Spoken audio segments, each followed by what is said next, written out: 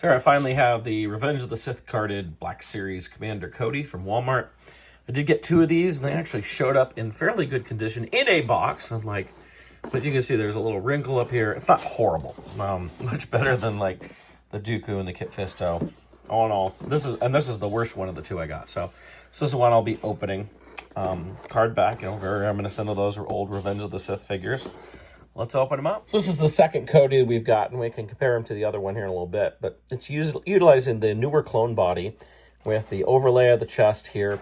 We do have the jetpack added on, and as far as I can tell, it's not removable. I pulled on it, and I mean, obviously it's in there to some degree, but I didn't want to keep pulling on it. We have a little antenna on the shoulder pad there, the insignia on the front chest. I also noticed it's got a peg right here, so you can put like Obi-Wan's lightsaber after he picks it up. The boxes on the back are a little shiny, which I thought that was kind of cool.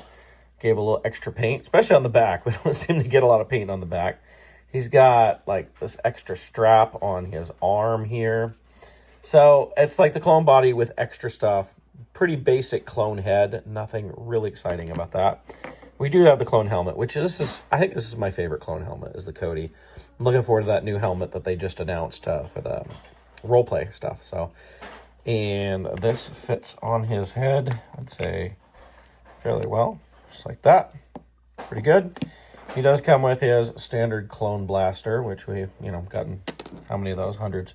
And a little tiny Execute Order 66 Palpatine hologram right here that we can put in there. So you can pull off a good Execute Order 66 pose pretty well. The little piece fixed in his hand pretty nicely. It's a really well done figure. I'm liking this update. So here's comparing the new version of Cody to the old one. First of all, the helmet on the new one is removable.